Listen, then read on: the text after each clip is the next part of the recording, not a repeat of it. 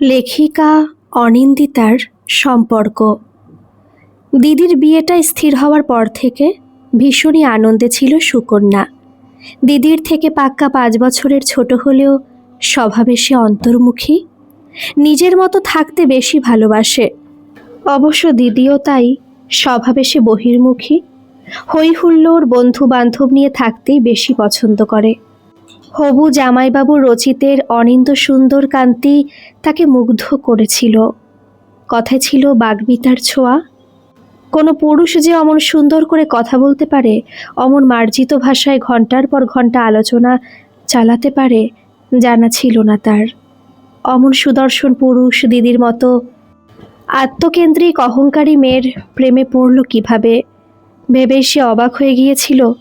থাকতে না পেরে জিজ্ঞেস করেছিল দিদির বন্ধু শ্রীতমাকে। গ্রুপ স্টাডির জন্য প্রায়ই তাদের বাড়িতে আসতো সে। হেসে বলেছিল, তুই না একটা পাগলি আছিস, অপোজিট অ্যাট্রাক্টস বলে। ইংরেজিতে একটা কথা আছে, কথাটা শুনেছিস নিশ্চয়ই।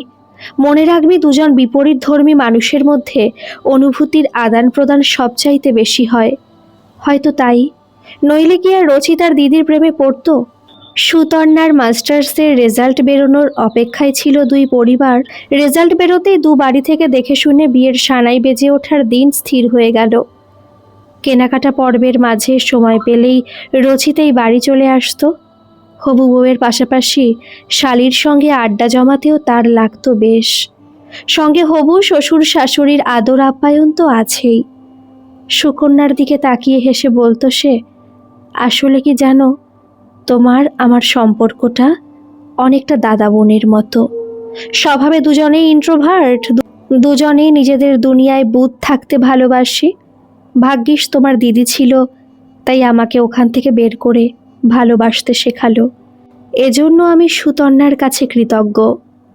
বোন শব্দটা বিন্দুমাত্র পছন্দ না হলেও রচিতের কথায় সে মুখে কিছু বলল না। একটু দেখা, কথা বলা, এইটুকুই তো প্রাপ্তি। আপত্তি করলে যদি এটুকুও বন্ধ হয়ে যায়, তখন কি করবে সে? রচিতের সঙ্গে কথা বলতে ভালো লাগে তার, তেমন ভালো লাগা কোনো বন্ধুর সঙ্গে কথা বলে পায় না।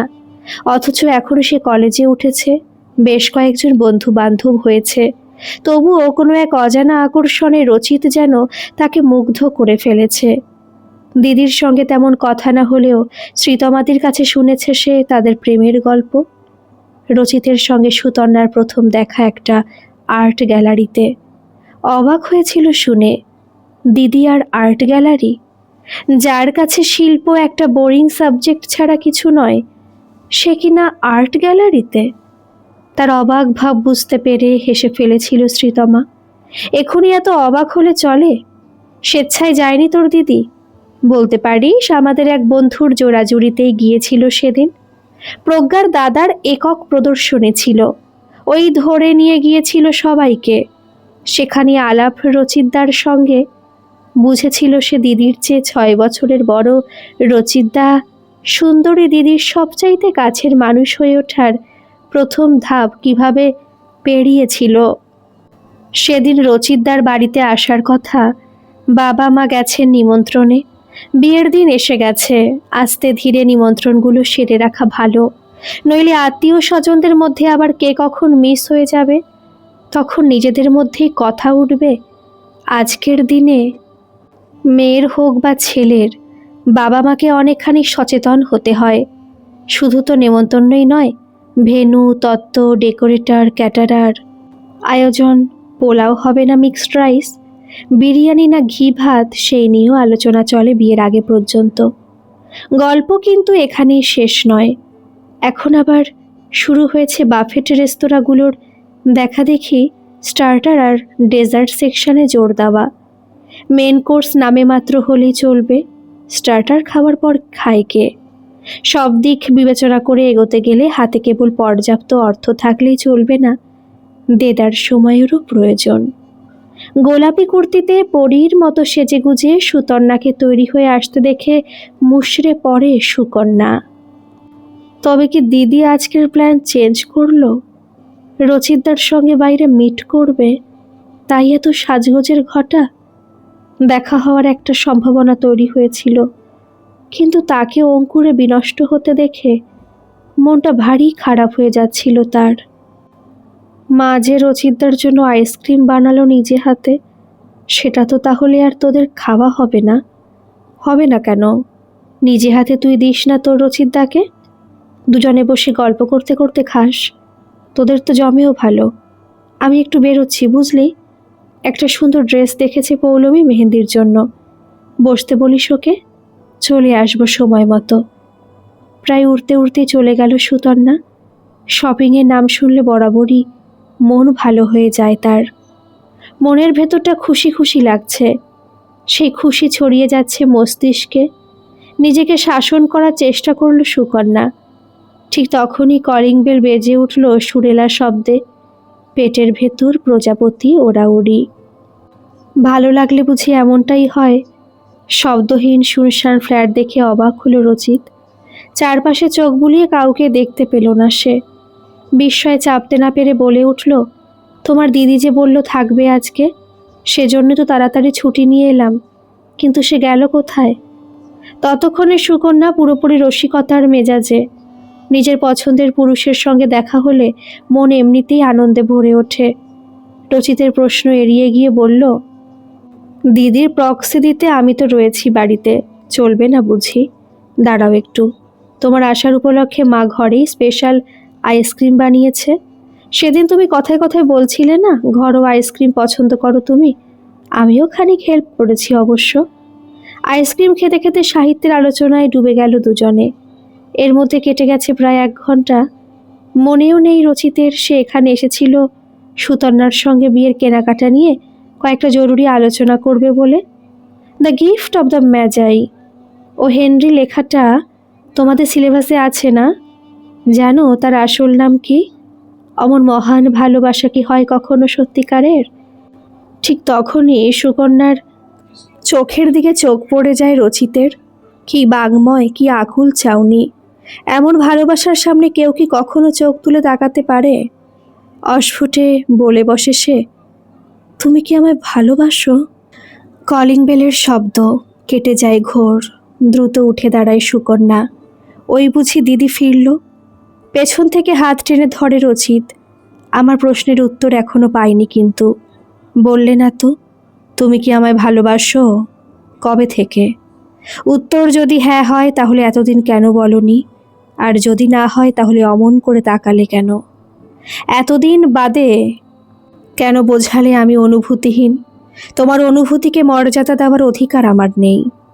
সব কিছুর একটা সময় থাকে, সে সময় পেরিয়ে গেছে। এখন আর এসব নিয়ে আলোচনা করে লাভ নেই। দিন কয়েক বাদে দিদির সঙ্গে আপনার বিয়ে। প্লিজ এভাবে আমাকে দুর্বল করে দেবেন না।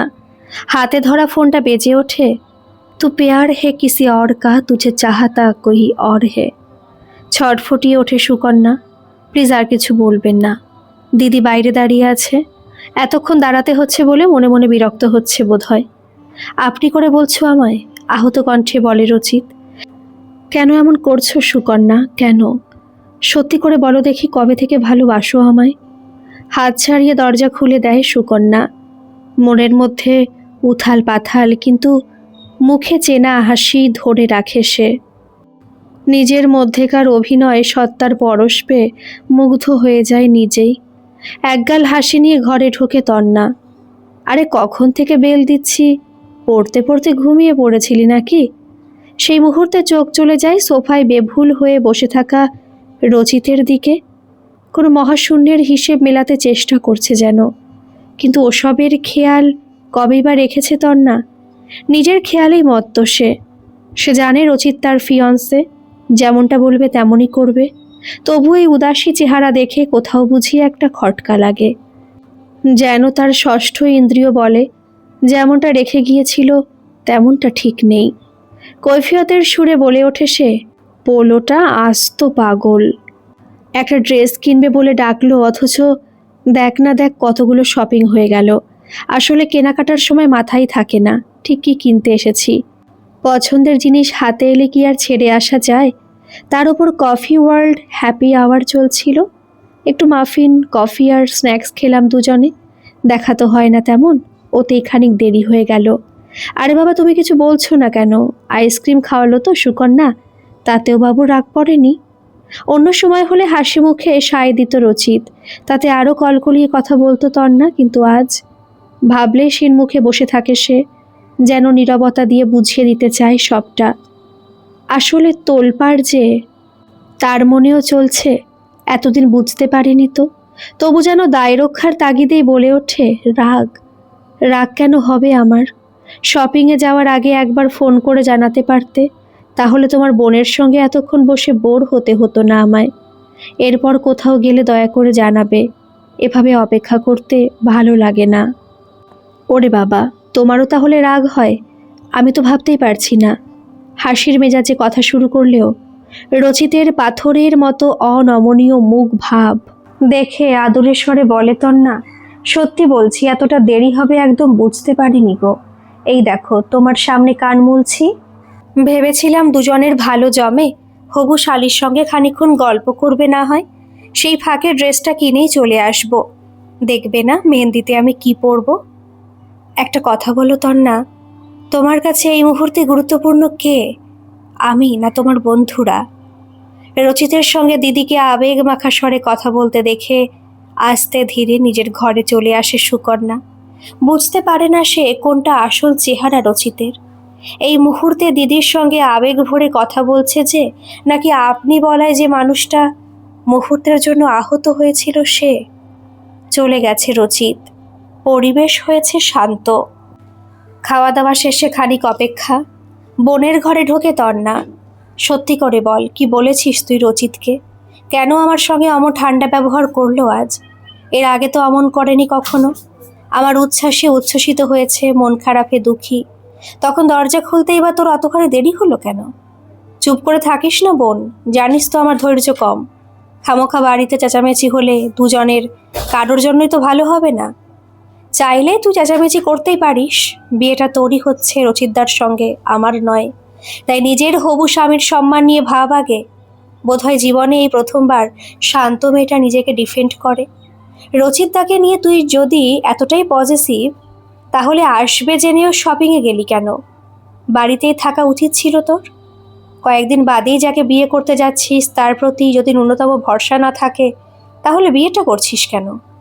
বোনের এই প্রতিবাদী রূপ দেখে অবাক হতেও বুঝি ভুলে যায় তন্না। আহত মুখে বলে, তুই কিন্তু এবার আমায় ভুল বুঝছিস, আমি তো শুধুই। সুকন্যা নীরব চাহনি না বলে অনেক কিছু বুঝিয়ে দেয়। ধীর পায়ে ঘর ছেড়ে বেরিয়ে যায় তন্না। বারবার মনে হতে থাকে, এই কি তার বোন? চেনা কিশোরীকে আজ এত অচেনা লাগে কেন? চোখের পাতা বুঝলেই সে আকুতি ভরা চাউনি ফিরে আসে বারবার। ভালোবাসা বুঝি এমনই হয়, এমন গভীর অনুভবে ধরে রাখা। নিজেকে সামলানোর চেষ্টা করে রচিত। ফোনের গ্যালারি খুলে দুজনের একান্ত কাটানোর মুহূর্তগুলোর ছবি দেখে, কিন্তু কিছুই যেন তাকে আজ শান্ত করতে পারে না।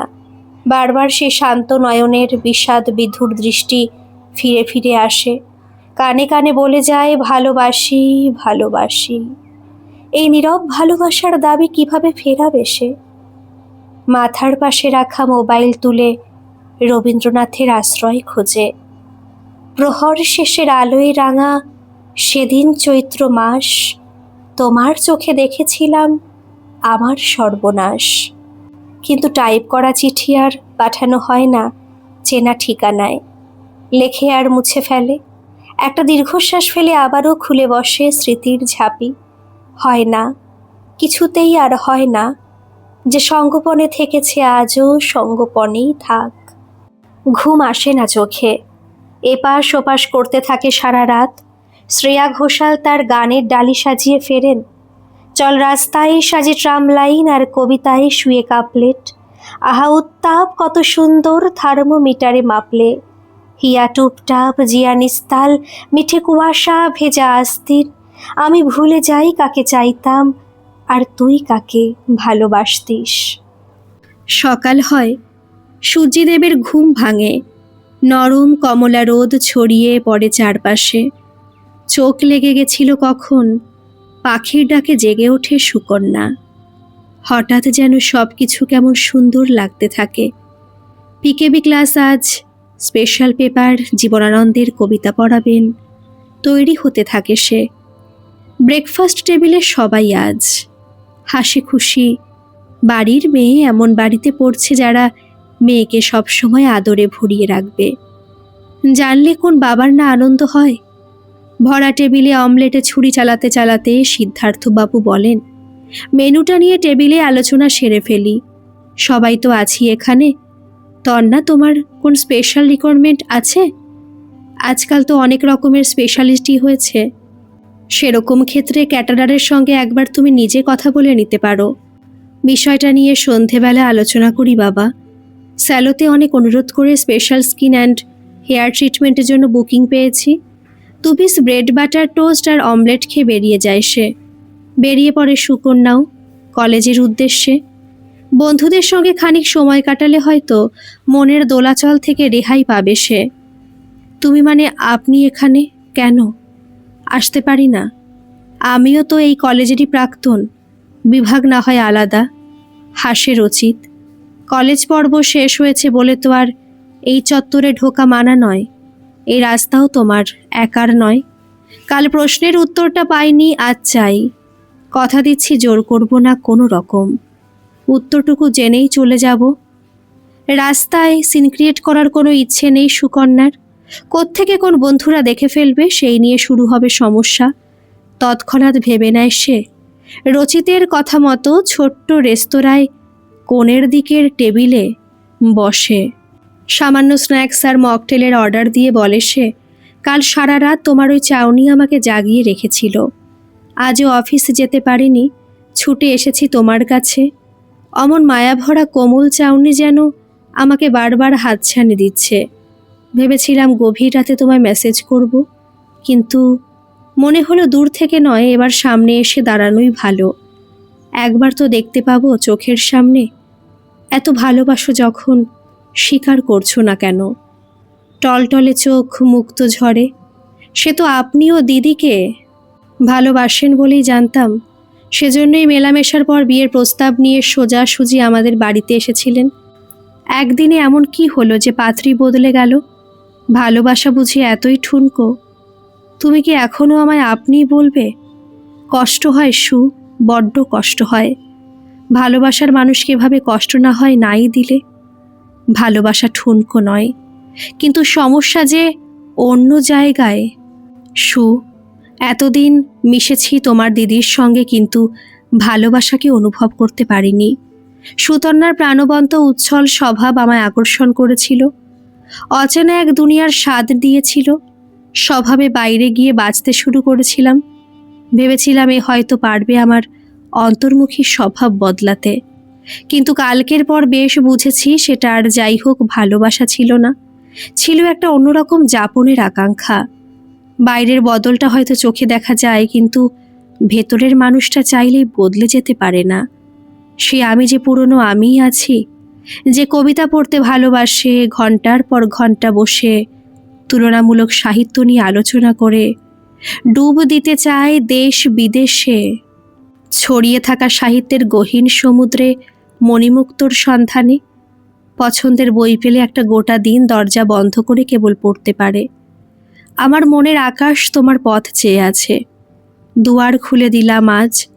দমকা হাওয়ার ঝাপটায় সবকিছু উড়িয়ে দিয়ে নয়, শান্ত বধূর সাজে এসো প্রদীপ নিয়ে, ঘোমটা মাথায় দিয়ে। কিন্তু আমার দিদির কি হবে? সে তো আপনার নামে মেহেন্দি পড়বে বলে উন্মুখ। বুঝতে হবে তাকে, জোর করে ভালোবাসা হয় না, অনুভূতিটা নির্দিষ্ট। 3টে জীবন নষ্ট হওয়ার চাইতে আগে ভাগেই সত্য উন্মোচিত হওয়া ভালো। ছবিটা দেখে চমকে গেল তন্না। রচিতের পুরনো কলেজের সামনে ছোট্ট রেস্তোরাঁয় বোনের সঙ্গে তার হবু স্বামী বসে। দুজনের মাথা ঝুঁকে আছে, যেন গভীরভাবে কিছু একটা বোঝার চেষ্টা চলছে। তার ষষ্ঠ ইন্দ্রিয় কাল বলেছিল, আজও একই কথা বলল। কিছু একটা ঠিক নেই। এখনই তাকে সে রেস্তোরাঁয় পৌঁছতে হবে। স্যালোর অ্যাটেন্ডেন্টকে ডেকে ফেস প্যাক তুলিয়ে বেরিয়ে পড়ল তন্না। রূপচর্চার থেকেও জীবন রহস্য উন্মোচিত হওয়া বেশি জরুরি। সে যে রচিতের সঙ্গে প্রাণের বাঁধনে বাধা পড়েছে। মেসেজ করল, তোমরা ওখানেই থাকো, আসছি আমি। সামনাসামনি কথা বলতে চাই। উঠতে যাচ্ছিল সুকন্যা। নরম স্বরে বলল রচিত, তন্না আসছে, আর একটু অপেক্ষা করো দয়া করে। আপনি আপনি ইতিমধ্যে দিদিকে সব বলে দিয়েছেন? কেন করলেন এমনটা? কি হবে এবার? সব কিছুর জন্য দিদি আমাকেই না দায়ী করে বসে। ভরসাহারা মুখে চেয়ারের ওপর শরীর ছেড়ে দেয় সে। ভালোবেসে এত অসহায় তার আগে কখনো লাগেনি। তিনজন মুখোমুখি, এমন একটা পরিস্থিতি তৈরি হবে কোনোদিন ভাবেইনি কেউই। স্থির দৃষ্টিতে সুতন্না তাকায় রচিতের দিকে। যা বোঝার তখনই বুঝতে পেরেছি আমি। তবু তোমার মুখ থেকে একবারের জন্য শুনতে চাই। সম্পর্ক মানে জোর করে আঁকড়ে ধরে রাখা নয়, সম্পর্ক মানে আবেগ। বলেছিলাম তোমাকে একদিন যদি কখনো আমার প্রতি ভালো লাগা ফুরিয়ে যায় স্পষ্ট করে জানাবে। চলে যাব নিঃশব্দে, বিরক্ত করব না। আজই সম্ভবত সেই দিন। সুকন্যাকে আলাদা করে না ডেকে বুঝিয়ে আমায় ডাকতে পারতে। দিদি, তুই ভুল বুঝছিস, আসলে গোটা ব্যাপারটাই। কেন মিথ্যে বলছো সু? দেখো তনু, হঠাৎই কাল উপলব্ধি করতে পেরেছি তোমার জন্য আমি পারফেক্ট নই। বাইরে থেকে বদলেছি বলে মনে হলেও ভেতরে ভেতরে আমি সেই আগের মানুষটাই আছি। কি জানো তনু, আসলে আমরা দুজন মানুষ, দুই মেরুর বাসিন্দা। আকর্ষণ ছিল বলেই কাছে এসেছিলাম, কিন্তু হঠাৎই অনুভব করেছি এ সম্পর্ক দীর্ঘমেয়াদে স্থায়ী হবে না। তুলির টানে ফুটে ওঠা সৃজনশীলতা তোমার কাছে বাল্য খিল্ল। কবিতা তোমার ভালো লাগে না। পাবে, নাইট ক্লাবে উইকেন্ড মস্তি তোমাকে আকর্ষিত করে। অবসরে তুমি লং ড্রাইভে যেতে চাও, ধাবায় বসে উপভোগ করতে চাও। শপিং, বড় বড় রেস্তোরাঁ, নিজের দেদার সেলফি তোলা, আপলোড করে তারিফের বন্যায় খুশি হয়ে যাওয়া, এগুলোই তুমি। অন্যদিকে আমি ভালোবাসি বই পড়তে, হঠাৎ ছুটি পেলে নিজের মধ্যে খানিক বুঁদ হয়ে থাকতে। কখনো বা বোরে গুলাম আলী খাঁর গজল শুনি, কখনো বা সাদা কালো ছবি দেখতে বসে যাই। এক ছবি বারবার দেখি, সূক্ষ্ম ডিটেলসগুলো বোঝার চেষ্টা করি, কখনো নিছকই অনুভবে ডুব দিই। দিনে দিনে ফাটল চওড়া হবে, সংঘাত বাড়বে, শুরু হবে পরস্পরের দোষারোপের পালা। শেষ পর্যন্ত হয়তো বিচ্ছেদেই পূর্ণতা খুঁজবো আমরা। কখনো চাইনি তোমায় কষ্ট দিতে, কিন্তু বাস্তব যে অপ্রতিরোধ্য। 6 মাস ধরে তোমার সঙ্গে সম্পর্কে আছি। যখন দুই পরিবারের সম্মতিতে আমাদের বিয়েটা ঠিক হয়ে গেছে, কেনাকাটা, ভেন্যু, নিমন্ত্রণ পর্ব সম্পন্ন প্রায়, তখনই উপলব্ধি জাগরুক হলো মনে। ব্যঙ্গের হাসি ফোটে সুতন্নার অধরে। জানি আমার কথাগুলো এই মুহূর্তে তোমার মেলোড্রামার মতোই অদ্ভুত আর বোকা বোকা লাগবে। লাগাটাই স্বাভাবিক, কিন্তু তাতে সত্যিটা যে মিথ্যে হয়ে যাবে না তনু। ভাবনাটা অবচেতনে সুপ্ত ছিল হয়তো, উপলব্ধি করতে পারিনি। কিন্তু সুকন্যার সেই অসামান্য চাউনি আমায় কাল বড় সড় প্রশ্নচিহ্নের মুখে দাঁড় করিয়েছে। সারা রাত চোখের পাতা এক করতে পারিনি, ভেবেছি, কেবল ভেবেছি। আজ ভোরের আলো ফোটার সঙ্গে সঙ্গে আমার নিজের ভাবনার জায়গাটা পরিষ্কার হয়ে গেছে। খুব তাড়াতাড়ি জানাতাম তোমায়, কিন্তু নিজের সঙ্গে একটা বোঝাপড়ার প্রয়োজন ছিল। সুকন্যার কথাটাও জানার ছিল, সে কারণেই একটু সময় নিয়েছি। গভীর অর্থব্যঞ্জক কথামালা সাজিয়ে সত্যির নাম করে যতই তুমি আমায় বোঝানোর চেষ্টা করো, আদতে তুমি একজন কাপুরুষ ছাড়া কিচ্ছু নও। ভালোবাসা মানে কি জানো? ভালো মন্দের পাশাপাশি সেই মানুষটার সীমাবদ্ধতাকেও মেনে নেওয়া, তাকে যত্ন করা, তার খেয়াল রাখা, আগলে রাখা। আসলে কি জানো রচিত, সত্যিটা হলো নিজেকে ছাড়া কাউকে কখনো তুমি ভালোই বাসনি। যে বিজ্ঞের ভাব করো সবসময়, সেটা আদতে হিপোক্রেসি ছাড়া কিছু নয়। ঈশ্বরের কাছে কৃতজ্ঞ আমি, বিয়ের আগেই তোমার এই হিপোক্রিট চেহারাটা আমার সামনে এসে দাঁড় করিয়ে দিয়েছেন। আজ আমার বোনকে পছন্দ হচ্ছে কারণ সে তোমার চোখে ভালো আলোচনার সঙ্গী। কাল তোমার চোখে যাবে আরও এক ব্রিলিয়ান্টের দিকে, তখন আমার এই বুদ্ধিমতী বোনটি হয়ে যাবে অতি সাধারণ। চোখের মণি থেকে বালি হয়ে উঠতে বেশি সময় লাগবে না। স্থির চোখে সুকন্যা তাকায় দিদির দিকে। বরাবরের উড়নচণ্ডী ভাবা দিদিটা যে এত গভীরভাবে ভাবতে পারে জানাই ছিল না তার। কাকে ভাবতো অনুভূতিহীন? কাকে ভাবতো ফাঁপা কলসি? তাই বুঝি আওয়াজ এত বেশি হয়? আজ তার নিজেকেই ফাঁপা কলসি বলে বোধ হচ্ছে। এত বই পড়ে কি বা হলো তার? আছে এমন অনুভবী মন, আছে এমন স্পষ্ট করে কথা বলার ক্ষমতা। চোরা বালিতে তলিয়েই তো যেত সে, যদি আজ দিদি এসে হাতটা না ধরতো। স্তব্ধ হয়ে গেছে রচিত, মুখখানা পাংশু হয়ে গেছে তার। তনু তাকে এমনভাবে আয়নার সম্মুখে দাঁড় করিয়ে দেবে ভাবেনি কখনো। উচ্ছল মেয়েটা এমন গভীরভাবে ভাবতে পারে?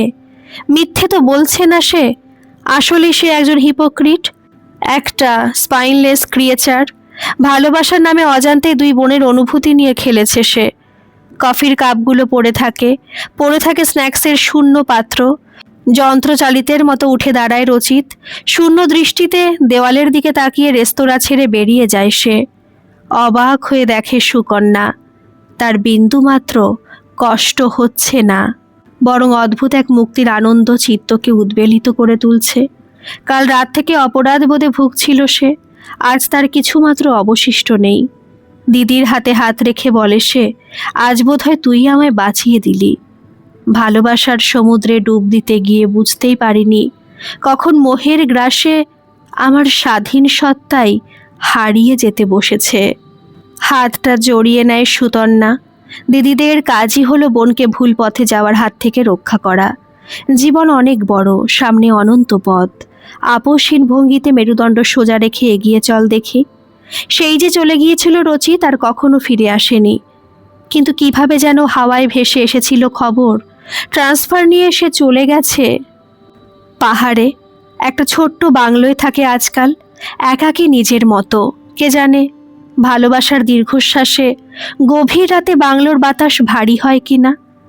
কৌতূহলী দু বোন একটা উত্তর খুঁজে পায়নি এখনো। পাহাড়ের বিশালত্বের সামনে নতজানু হয়ে দাঁড়িয়ে হারানো মেরুদণ্ড ফিরে পেল কি ছেলেটা? আজকের এই গল্পটি আপনাদের কেমন লাগলো অবশ্যই কিন্তু কমেন্ট করে জানাবেন, আর ভালো লাগলে একটা সাবস্ক্রাইব করে আমার পাশে থাকবেন। ধন্যবাদ।